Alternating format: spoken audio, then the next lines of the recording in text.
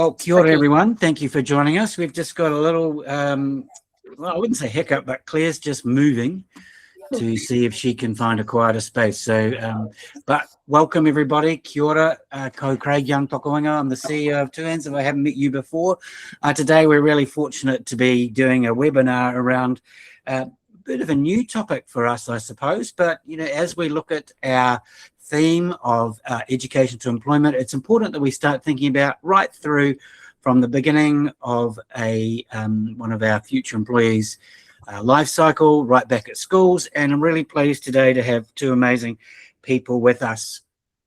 Claire Amos, who, if you have been to a couple of TUANZ events, will need no real introduction, but she's going to do it anyway. And Susanna Tomaz, who spoke at our Tech User Summit last year as well. So both of them are well known or known to us, and we are known to them. So we're going to ask them to introduce themselves, their current role, and their interest in their subject. And Claire, because you go first in the alphabet, you can go first. Kia ora. Ko rangitata toko manga, ko watamata toko moana, ki ori aho no England Gare, ko tamaki makoro te whenua o Takanako, ko Simon Takutane, ko Hanarawa, ko Emily Oku Tamahine, ko a kahukura mātua toku kura, he tumuaki ki te kura o kahukura mātua, ko Claire Amos toku wingwa. No rewa, tēnā koutou, tēnā koutou, tēnā koutou katoa. Kia ora, my name is Claire Amos, and I have the absolute privilege of being the principal here at Albany Senior High School in Auckland. I also sit on the Katoa Connect board and am involved in some external education groups, the Aotearoa Educators Collective, and also manage Disrupt Ed, which is an educational community over on Facebook. I'm a school leader who is passionate about digital equity, who is passionate about us designing an inclusive, future-focused education system. Ka pai, amazing, awesome. Okay, Susanna, do you want to tell us about what you're up to these days? Yes. Hello, everyone. Of course, Susanna Tomaz Tukuinua. I am a little bit spread over. I am a passionate educator on STEM education and future education. I am currently leading the Day of AI Aotearoa New Zealand, which has just been launched on the 9th of March, a free equitable resource for any school that wants to join. And what we're trying to do is fill in the gap that has been left on the New Zealand AI strategy when the education sector was left out. We've had 180 sign up so far, which is amazing. It just goes to show that there's need in this space, a bit more intentional implementation across schools.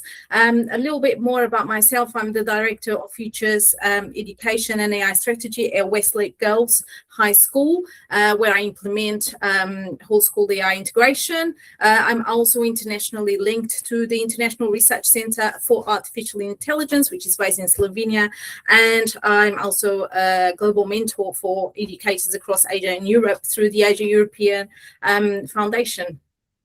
So yeah, I've been involved with the AI Forum on the education working group, and Claire and I worked in there. And I'm really, really happy to be here having this conversation today. Thank you, Craig, for the opportunity. Thanks, Susanna. Well, as you can see, everybody who's listening in, and we are recording because we know there are people that want to hear this conversation, you know, that couldn't make it today. These two amazing people are, you know, they have a broad range of knowledge. They have their fingers in all sorts of pies, but foremostly they are educators. So they are completely involved with in schools with dealing with students. So, you know, it's great to be able to bring that balance. Now, we have started this, or when we started talking about this, we started with a question, which is around, are we setting our students up to succeed? So I'm going to start with Susanna, because if I go to Claire first, she'll answer, she'll tell us everything, and Susanna won't get a chance. So Susanna, you know, our webinar title asks, are we setting up students to succeed? So in your view, what does a digitally successful school leaver look like in 2026? A in my opinion, the first thing that jumps to mind is having agility, resilience for a future that is unknown. We've got lots of challenges ahead, AI being a massive disruption, and as per OECD and World Economic Forum, AI, data, technology literacy are now core capabilities. So for me, a successful school leaver has to have the ability to participate in the society and build towards that future focused workforce. So it needs to have a combination of all those capabilities. So agility, future foresight, problem solving, as well as a combination of really good knowledge, but also technology literacies. Thanks, Susanna. What about you, Claire? In terms of school leavers, I think I tataka all the things that Susanna just said. I think we need to make sure that we have a really rich balance of knowledge and skills and competencies. It can never be one or the other. You know, we do know there's things that our young people need to know, but more importantly, they need to know how to be critical about what they're learning. They need to know how to apply what they're learning, and they need to, most importantly in this context, know how to learn how to learn.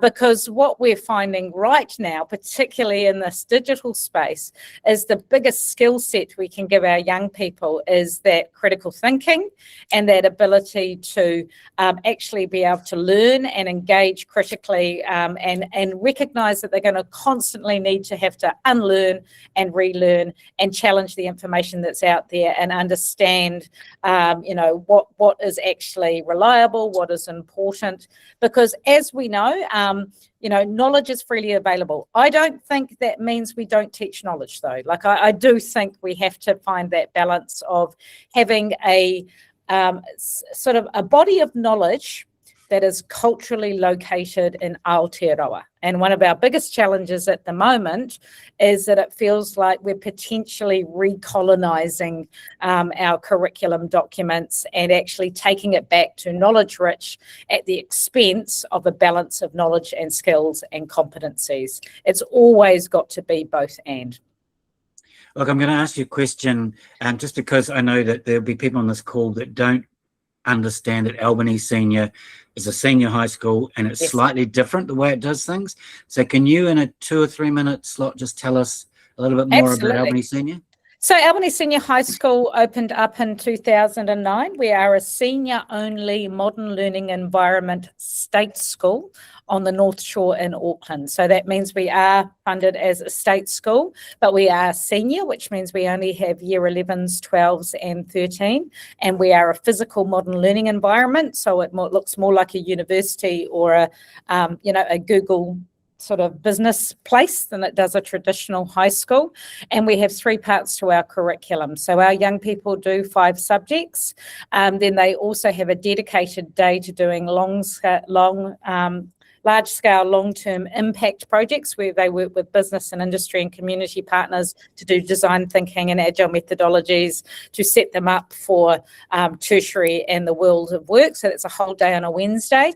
We also carve out very real time, 200 minutes a week, to do tutorial time where we teach things like executive functioning, where we teach things around well-being. It's where we're going to be delivering our AI curriculum that ensures that they're gaining the skills they need that sit across the curriculum and support the curriculum, and also gives them an academic coach who looks after them throughout their schooling journey.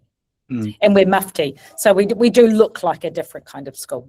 Oh yeah, you do. I've been in a few times. Proudly so. You don't have a slide. That's the one thing you don't have. Susanna, is there anything you want to talk about Westlake Girls? Because we probably all assume it's pretty standard as a school, is it? I wouldn't say the standard. We really pride ourselves to build holistic school leavers that are prepared for the future and global success. And that means that we considered a leading school when it comes to AI integration. So that future foresight was there from the beginning. So really supportive senior leadership team and parent community, because we need to bring the parent community on board when it comes to change. And that's been really key. So I wouldn't say it's a standard school. I think it's quite future foresight, and with programs like this STEAM program, which was recognized in OECD study over 5 countries as leading innovative pathways for future workforce, and also now with the integration of our AI strategy, which I'm leading at the moment, which means developing a policy, iterating the policy, because now we're dealing also with agentic AI. So is there constant agility of iteration things? So that informs how we function as a whole community with transparency, but also supporting their future focus that is so important. Because at the end of the day, we, the purpose of education is to prepare, in our future generation holistically to be successful and impactful in life and society. And let's be clear, Susanna, and thanks to Susanna, Westlake Girls is seen as a real leader in this AI integration space and education space in Aotearoa. Absolute recognised leader. Oh, thank you, Claire. Anytime. Amazing. I think it's one of the things, for those of us that maybe our kids have left school. I'm fortunate because I have a partner who is involved in a school. It's actually Claire's school, I will say that. But, so I get to hear what's going on a little bit differently. And, some of us might make assumptions about what a school is like because that's what it was like when we went to school, or our kids were at school, or that school's not very good because it wasn't 20 years ago, but it might be now. Anyway, look, Claire, you've long advocated for this future focus, and I'm going to use an educational word, pedagogy, because I know what it means. Where's the biggest disconnect right now, do you think, between how the ministry views digital technology and what's actually happening in a modern, innovative classroom? Well, let's be honest. The schools that are doing this are doing it in spite of the ministry and the government of the day. So we're doing it completely off our own back, of our own volition, and having to design and deliver it ourselves. We saw this throughout COVID. And throughout the lockdowns, we have been talking about digital divides. We've been talking about a lack of consistent approaches to the competencies and skills you need to be a digital citizen for years. And the way that it has been dealt with is it's been sort of lumped into the technology curriculum as a standalone subject. And that goes up from year 1 to 10. They may have some exposure to it, minimal in primary schools, a little bit in the junior high school. And then, of course, once you're past year 10, subjects are absolutely optional. So it would be dependent on a student happening to do a digital technology subject. So there's an absolute absence of meaningful policy or provision of what a set of digital competencies might look like across the curriculum. There's an absolute absence of resources. The likes of Susanna and Day of AI are doing a huge amount of work. AI Forum have been doing a huge amount of work trying to create and curate and design and package up materials. We know NetSafe and the like do modules as well. But again, it's always been in spite of. Like, I remember working with NetSafe probably 15 years ago, if not more, to create a Wikipedia resource around digital citizenship, because there simply was nothing available back then. I feel like I have been banging my drums around digital equity, about the need for digital competencies, for about the idea that we need a national strategy. We're hearing conversations again, more recently with the fuel prices and the fact that schools might have to go into remote teaching and learning. Guess what? Don't have a plan, because we never responded historically to the need to have a plan. So I think the disconnect is the absolute absence beyond 1 or 2 lines in some ministry advisories, you know, around about what good practice looks like, what policies could good look like. And also there is some addressing it in the technology curriculum, but it's minimal. I'm not the person to talk to that so much. And then we see in the senior curriculum, there was a shoehorned comment that they might have a generative AI paper at level 3 NCEA. And we're not NCA, it's a new national certificate. It's like, whoop-de-woo. You know, like there's such an absence of planning, strategy, resourcing, support, you know, for our young people. And, you know, so the likes of Susanna and Daya via AI are jumping into the space because there is literally nothing or very little available. Well, let's look at the draft curriculum that's out at the moment, because it is year 0 to 10, which doesn't, so Albany Senior, that doesn't impact your school because you're a senior school. Susanna, you do have year 9s and 10s, so you are coming with students who are coming up. So the current draft has shifted towards this more knowledge-rich approach. So do you reckon it provides the right digital foundations, or is it too rigid for a rapidly shaping or shifting tech landscape? Right, if we talk about, if you want to focus on the technology strand, okay, there goes quite wide, but for the purpose of what we're talking about, maybe talking about the digital technology, which involves, you know, the computer science knowledge, which is weaved in. I think there is the space there. We should focus more in this conversation. I guess there. It's great to have the knowledge mapped through in the draft curriculum, because what that means is there's consistency nationally. So that's I would say is a strength of it, to have their knowledge mapped through.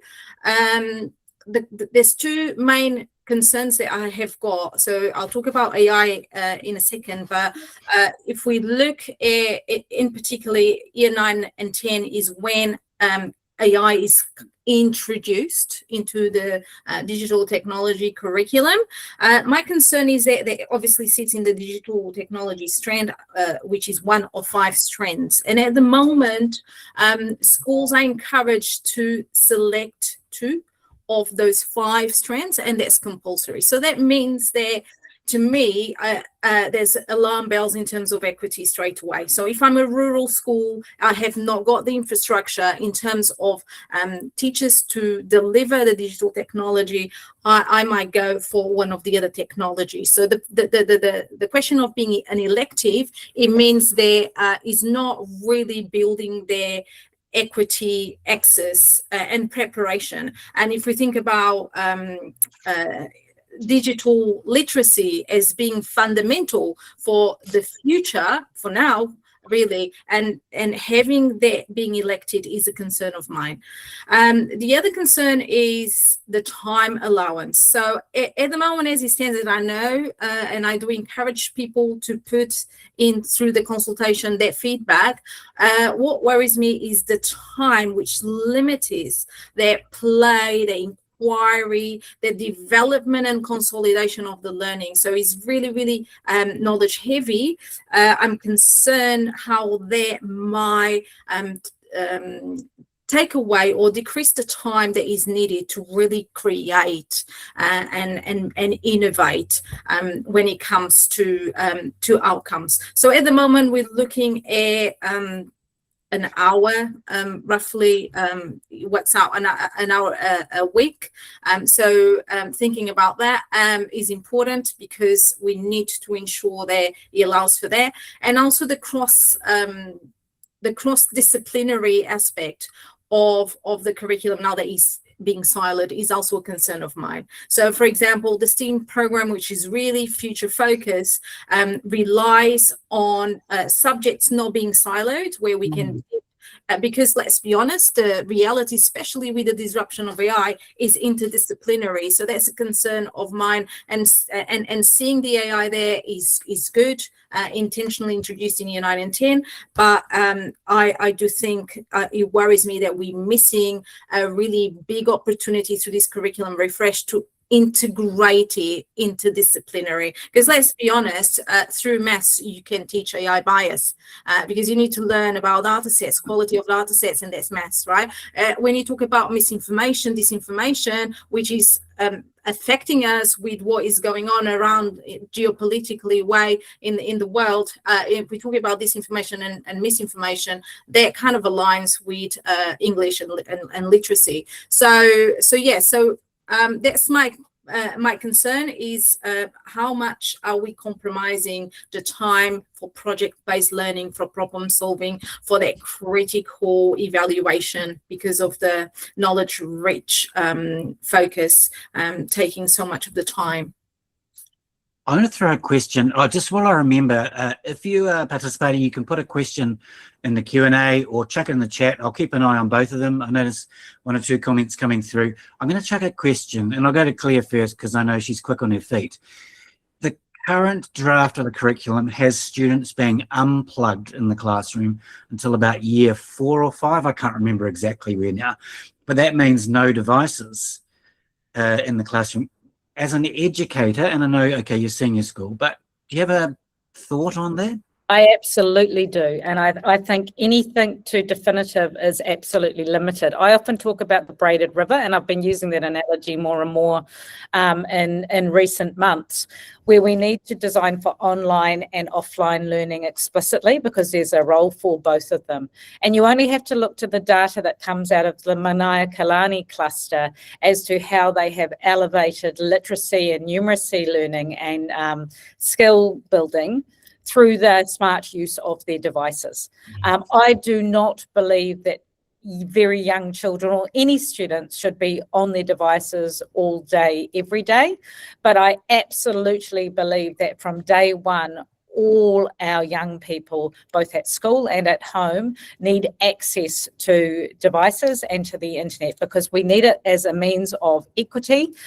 We need it if we want to ensure that people can take advantage of having AI agents that can tutor and support and close the learning divides, can support our neurodivergent young people in different ways, and also to support our teachers in their really complex and really hard work that they're trying to do and trying to meet the needs of diverse learners.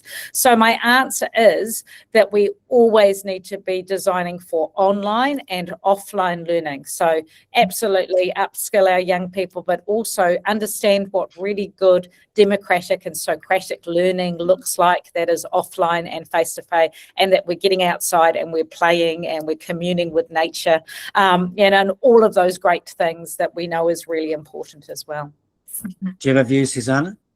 Yes, I totally agree with Claire. We need to also think about how the world is changing, and also the challenges that come. For example, one of the things that government are looking now is what is a backup plan if we all have to go remotely because of the fuel crisis, and how do you manage that realistically in today's world, which is digitalized. And I think that we are doing an injustice to our young people to penalize them by removing the accessibility. But what I think it's really important and critical to have is the ecosystem approach, where we've got child psychologists, we've got pedagogical experts having the discussion, and like Claire said, there's times for unplugged activities and for digitalized activities, and that's how young people learn as the new generation, and we need to obviously prepare them for the challenges that they face outside the school environment. So if they go home and they're working in devices, then we're doing them disjustice, because we're not building their awareness and their education to obviously be safe, and at the same time benefit from the accessibility. Yeah. Look, I've got a view as well, which is those of us that were involved with the reviewing the technology originally were looking for that holistic perspective. And I mean, I use the words digital citizenship. You know, how do you ensure that kids can be safe online all the way through, because they're going to have access to devices. And different families are different. I understand that, and we're not going to get into the under 16 social media ban today, because I've had an idea of how to deal with that. But you know, so you are going to have differences, but you are, you know, it's not going to be that it's a specific topic, and I think that's what the new curriculums are at risk of, which is exactly what you've both talked about, which is siloing these things. Yeah. And we know that this. I just want to add something, which you just reminded me by your observation. It's really important to distinguish social media, which is a digital environment, from digital learning. And I think there's a lot of confusion and overlap of both. So a child that can read along with an app that really motivates them and engages them in the story, brings the story to life, is digital learning. So I think the separation of digital learning, what that looks like, from the social media side of things, not wanting to, obviously, that's not the focus of this webinar. I think it's important to make that distinguish. Yeah, and absolutely. Like I immediately jump to things like augmented reality. Yes. and the way that I still think that it hasn't really been tapped into at all. You know, and the idea of augmented reality and being able to take technology into the outdoors and learn about things, you know, is hugely powerful and hugely important, and not damaging in the way we get a lot of pearl clutching and catastrophizing, and we get all these shocking stories about young people being groomed online and being on their devices 24/7. And we've seen that time and time again recently around our curriculum. We have the sort of narrative that catastrophizes results, that catastrophizes the worst case scenario of people being online. And so we absolutely do a swing of the pendulum to the absolute other extreme. Young people using AI to cheat, so let's get them all offline, let's have all of our exams happening with pen and paper. We've got to be really careful not to be so absolutely binary in our thinking, and be really critical and really measured, and say, actually, if we are going to limit access to this, what are we losing? And, you know, we know out of Australia, when I know we're not getting into the B416 thing, there was an open letter from a whole lot of psychologists and educational experts talking about the risks of forcing these young people off social media altogether, because we know we have at-risk young people, we know we have divergent young people, we know we have neurodiverse, gender diverse young people for whom social networks were their mechanism for connection and support. So we've got to be really careful when we jump to really binary solutions and thinking. There's a really good question in the Q&A about the impact on Māori learners, but I'm going to come back to that when we get to the end, because we want to talk about equity towards the end. But so you can park that in your brain. And while we're talking about the thing I want to talk about next is, so we've talked a lot about this, you know, the concern around not holistic, but of silos and things like that. So, Claire, how do we balance that need for explicit teaching of digital skills, as emphasised in the draft, with that need for student-led inquiry and learning how to learn, which was one of the things that you talked about very early on? Yeah, and we've dealt with it in a very specific way. We've decided to carve out a period of time and have been able to do that. I get really frustrated because schools say that we have a timetable and so we can't do it that way. And it's like, you do know a timetable is an abstract construct that you have complete control over. You know, like the timetable you walk into a school having doesn't need to be the timetable you have. We can dice up and use time however we see fit. And in my mind, it's the resource that you use that shows what you value. You know, you create time for the things that you value within this space. And so I think people do need to check themselves. I actually think the answer is carving out time for either integrated learning like we do with impact projects, or more holistic whānau homeroom time like we do with our tutorials. But I think we could achieve a lot by having a future-focused set of effective pedagogies that ensures that every single subject we teach, we are considering what effective use of digital technologies, skills, concepts, knowledge. Like there's, as we know, when Susanna was talking earlier, there's opportunities in mathematics. I'm an English teacher. I think there's huge opportunities in the English space to teach digital literacy, as there is in social sciences and so on and so forth, geography. Like we're all clever people. We can all think of ways that we could integrate digital technologies, digital competencies and skills, and map it across the entire curriculum. And quite frankly, that's what I think we need to be doing. But unless you explicitly demand people to do that and weave it into what ends up being assessed, it's left to chance and does not happen consistently. So I really worry. At the moment, we're in the process of redesigning an entire senior secondary curriculum, which is phase 5 of the curriculum, which is the last 3 years of high school. They are giving a group of educators a matter of weeks to create around about 80 different curriculum subjects that will determine what is taught and what is assessed at year 11, 12 and 13.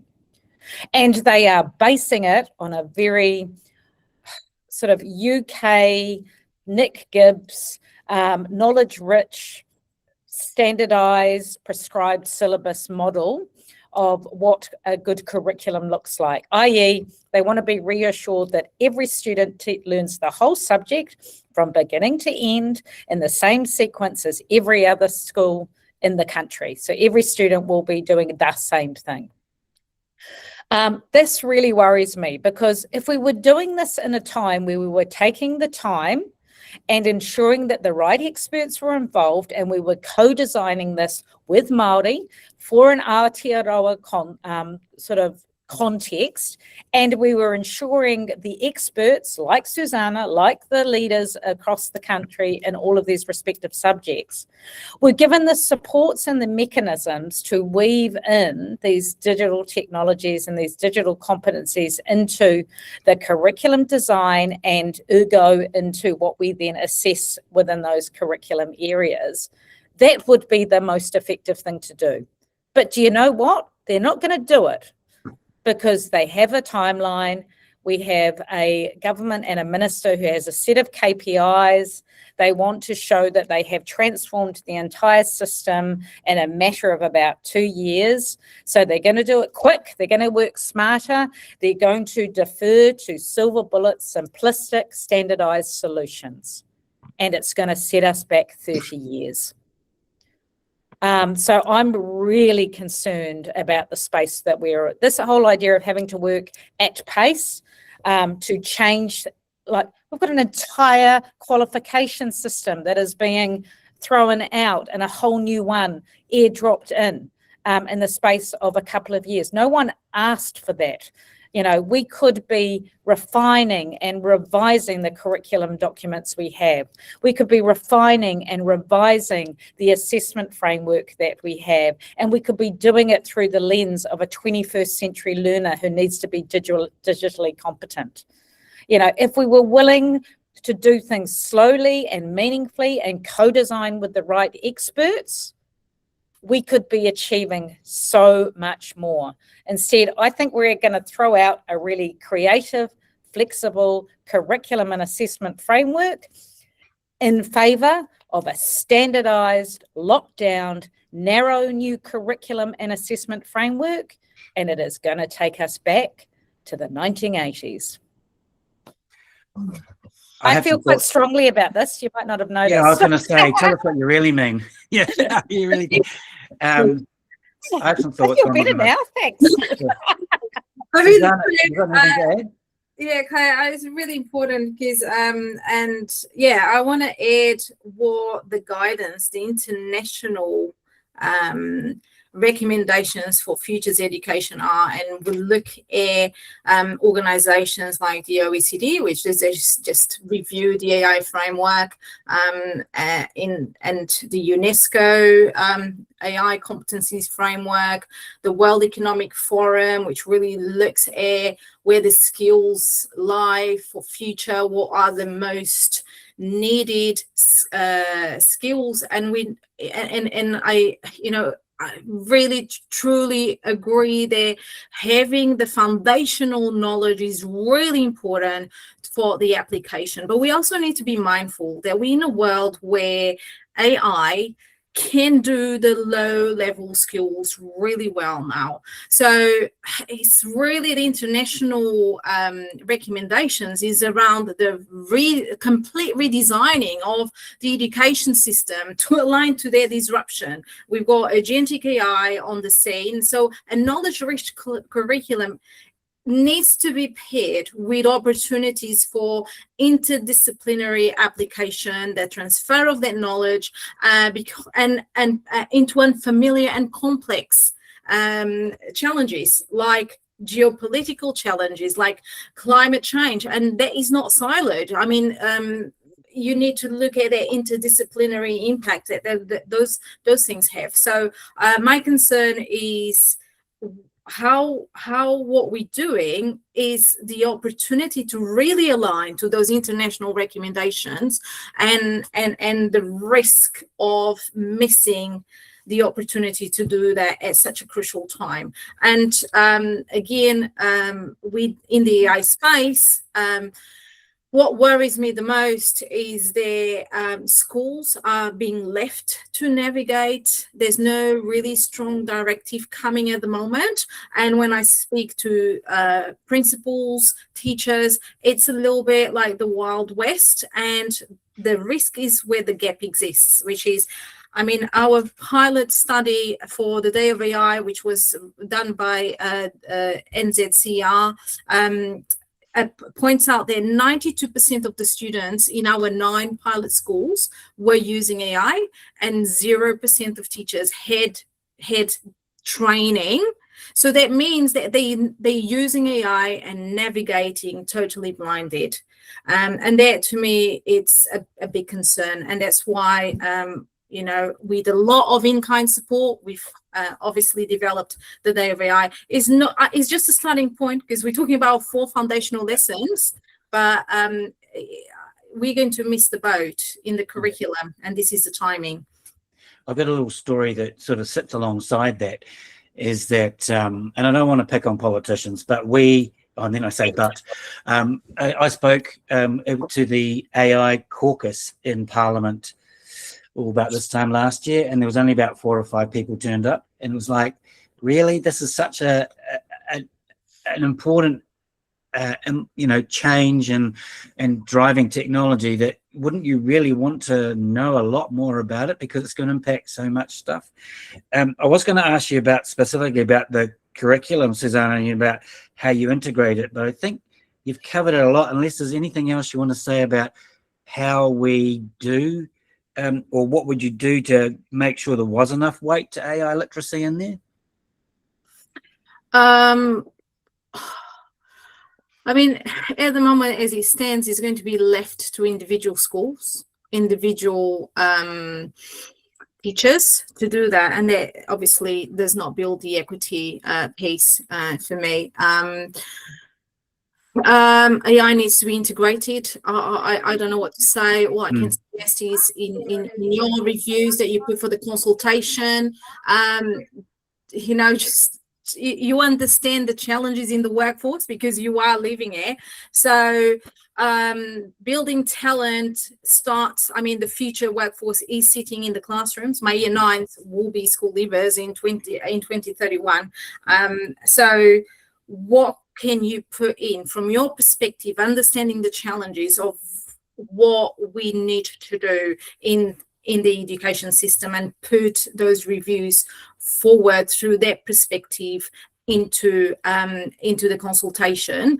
And the other thing I was going to say is reach out to your school communities, because there's a really massive gap between what is being taught, and AI is challenging the way we assess, the way we trust the learning process, and is really challenging what the future of careers looks like. So I guess there, if you do have space to engage with your school communities, I really encourage you to do that, because our journey at Westlake started with having Francis Valentine, a futurist, coming and talking to our community. And there was the pivotal point for us to actually understand and have that future foresight to be intentional in our leadership. So yeah, I think that's really important. Claire, I don't know whether you want to talk about this, but I do want to ask you if you do. Like, you've got something coming up where you're going to be talking to parents about AI because you're launching something in the school, right? Are you able to talk about what you're doing? Yeah, absolutely. And a lot of what we're doing is informed by the work of Susanna, past and present. I was sort of very much aware in looking what Susanna has rolled out at Westlake Girls High School and sort of saying, we're doing it, but we're doing it in a bit of an organic, responsive way and supporting teachers and supporting students, but we haven't had a AI curriculum that we've rolled out per se. So we have looked to Susanna's work. We've looked at the day of AI work. We do have 11, 12s and 13s, and we're a little bit of a different context. So we've used it to inform our thinking rather than to drop that in as it is. So we are kicking off with a community event to invite in whānau to talk about what we are planning and why we're planning it. I'll be talking big picture about the educational landscape and what is available and what isn't available. I've got my middle leaders who will, and one of my DPs who will be coming and talking about how we're going to deliver an AI curriculum throughout our tutorial curriculum and how we're working behind the scenes with our HODs to make sure it's integrated into our subject design. And then I was looking at a Craig Young coming in to talk, but he ditched me in favour of other work that he has. So I'll be looking at someone else to come in to talk at the tail end from an industry perspective, just to give a bit of a taste of, this isn't just the school thinking this is important. This is clearly really important in our broader world of work and the world that our young people are stepping into. And then what that looks like for us is that we actually have around, I think there's about 6 different structured lessons and activities that are delivered throughout term 2 and term 3 of our tutorial period, and those are activities and discussions around teaching young people around, how does a basic understanding of how AI works, how algorithms work, how to be an ethical user of AI, how to be a knowledge sculptor and making sure that you're positioning it as an assistant and an agent. And I'm really big on the cognitive atrophy piece and how they can protect themselves from cognitive atrophy and ensure that AI isn't doing the thinking for them. And then there's because we're a senior high school, there's some activities around what it looks like in learning and what it might look like in an assessment context so that we can have really free and frank. We're keeping it pretty scarce because we're realizing that things move at such pace that we have the first few lessons sort of mapped out, and we will continue to respond to how that's gone and to build on it. And then we're already sort of thinking of, now what will this look like next year? We'll most likely have over time 3 levels of engagement that will happen, where people will come in at that sort of ground level and do the ground level modules, and then as we have the cohort that have gone through the first round, we'll think about what that might look at the next level. But we of course will co-design that and build on that over time. But yeah, big hats off to Susanna. I've always lent in really heavily to the work that she has done, and we have signed up to the Day of AI, and we are sniffing around and we're using those incredible resources to inform what we're doing. But we always approach all of this as learners. We're really big. I think quite often they talk about, when it comes to learning te reo, that there's a thing called Pākehā paralysis, that you don't think you can speak the language fluently enough, so you don't try because you don't want to make a mistake.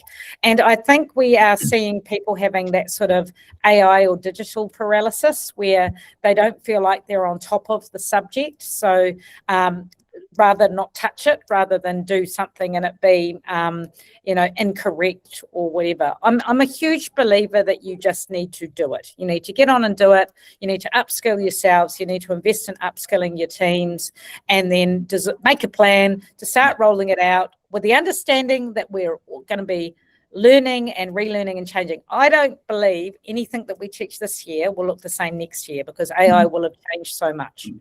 You've got to hold your ideas and your teaching and learning really lightly in this space, but you've got to do something. Yeah. Suzanne, there is a question in here from Maya that I want to just throw back to you, because it sort of fits in with the conversation we've just been having. We've heard from Claire how they're fitting AI into their program, but the question is around, and I've heard this as well, teacher time is already so much on their plates. They've got curriculum reviews, they've got new curriculums, etc., etc. I mean, how are we going to free up teacher time or support them or help them to actually pick this stuff up? AI. Yeah. The irony. Sorry. The irony, yes. That's a really valid question, Maya. Thank you. And we do need to catch up. I would say that there was the strongest motivation for the Day of AI is to train the trainer model. What does that mean? Exactly what Claire said, and kudos to Claire, because I agree with her. If you wait for the right opportunity, especially in the AI space, you miss the opportunity, and we need more Claire Amos in education, really, because it's so important to keep agile and understand that we all learning along the way, and that's that principle that has informed the Day of AI. We learning along the way with our students, and some of what Claire said around the confidence that really came through with the pilot evaluation, that teachers didn't really feel confident, and I experienced that also through my journey at Westlake. Is like, if you don't feel confident, you avoid talking about it, and it's kind of how do we break those barriers, because that's really good role modeling for our young people. But you're right, there's lots of challenges, and I guess that leaving the education sector out of the strategy has not been helpful. Ideally, it does need an ecosystem approach. It needs to be built in. I mean, the minister could run a Day of AI for schools, and hey, there you go. Basic understanding a day, teacher only day on AI, and you got the basic foundation. Take it from there. For example, I guess that I don't have the magic bullet. It is challenging.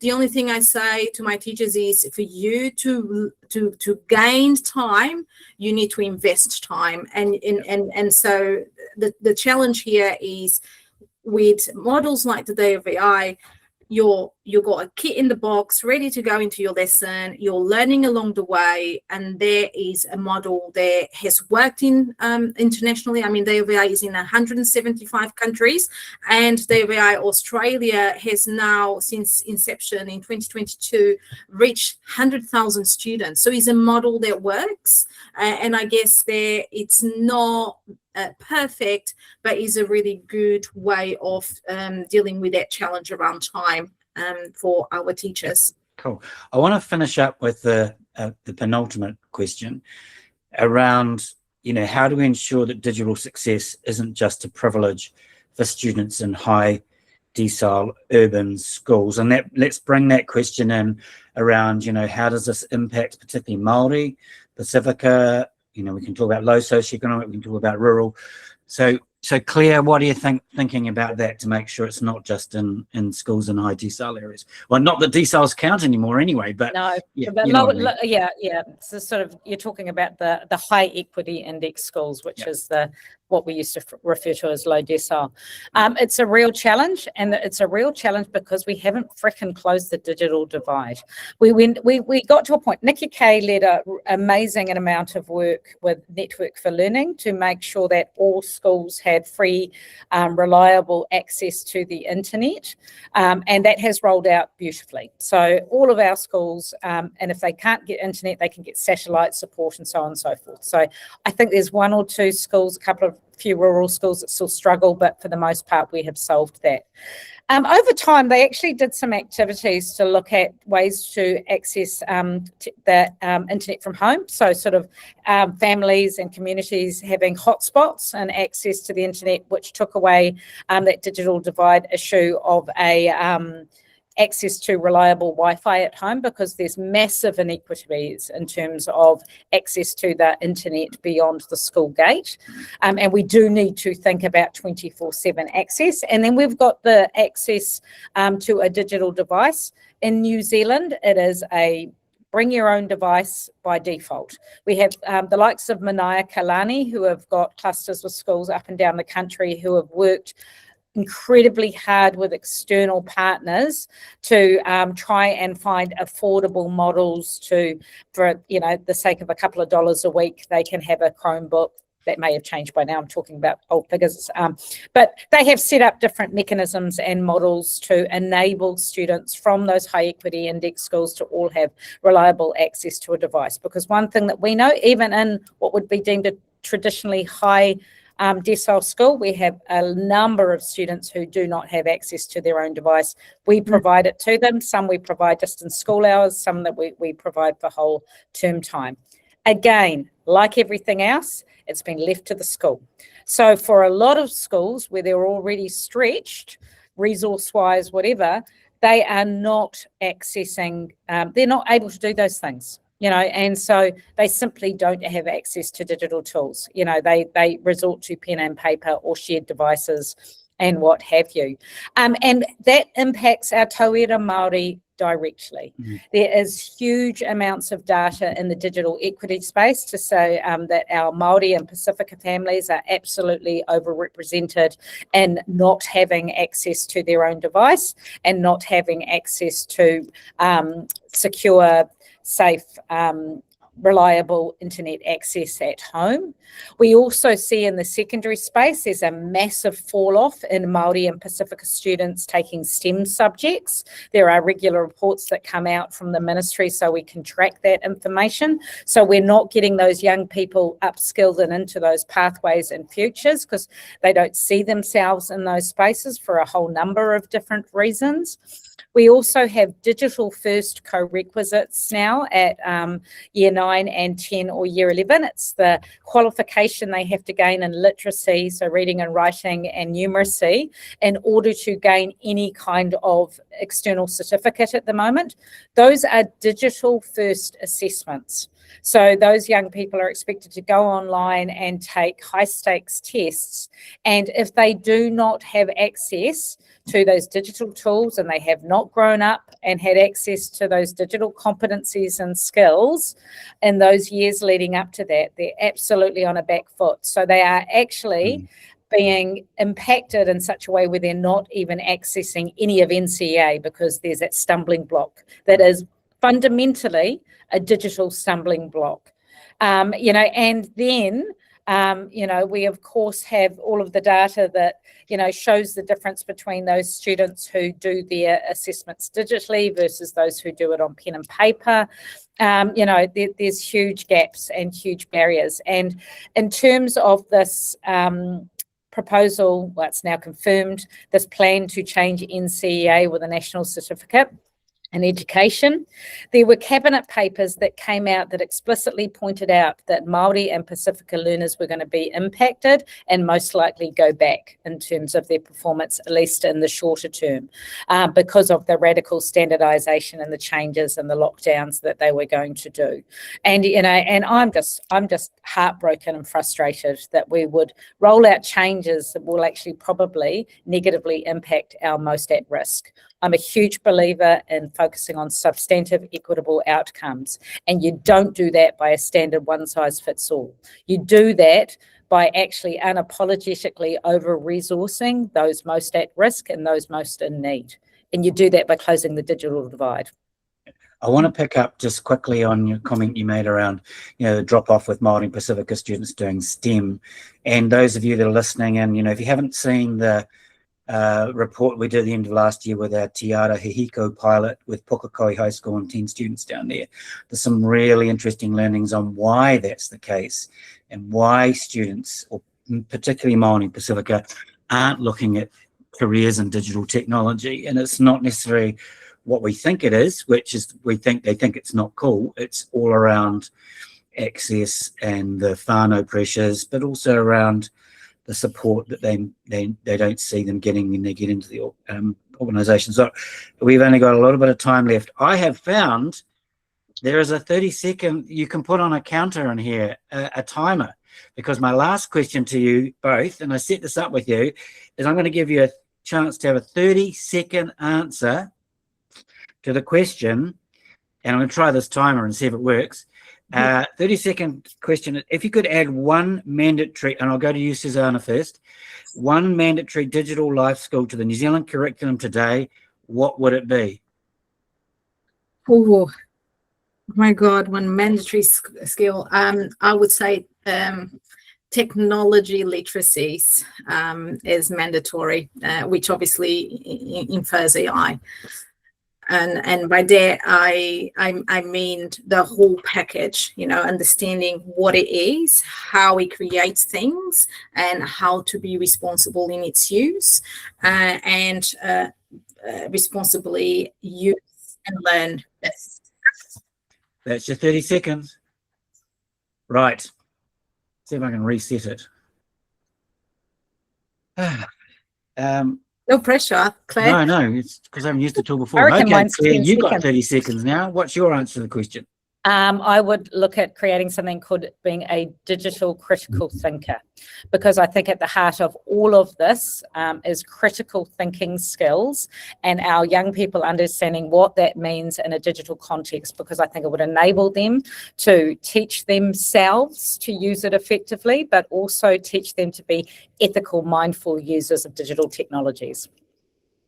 Oh, yeah. Zang. Oh. Well, I want to thank you both so much for giving up your time, because I know, you know, you are educators and you do have big demands on your time and running, you know, large programs and large schools. So thank you so much. The under 16 or the before 16, whatever we think, I've been thinking about doing it like a debate, actually, like an in-person debate in Auckland somewhere. So it's just an idea I had, thought it might be interesting. A friendly debate, let's put it that way. So we might come back to that. Those of you listening also know that we've got Connecting Aotearoa coming up in May in Wellington, on May the 13th. So that's covering off things like network improvements, resiliency, equity, anything to do with connecting, and our line, you know, our theme around that is around why can't we have everyone connected by 2030. So apart from that, thank you again, Claire and Susanna. Do you want to say anything in closing up? No, thank you for having us. Thank you. Right. Thank you for having us, and put your submission. Oh, yes. 24th of April, put your submission, put your parent hat on, put your industry hat on, and yeah, what do you want the talent to be in the workforce? What do you want our New Zealand to be in the future?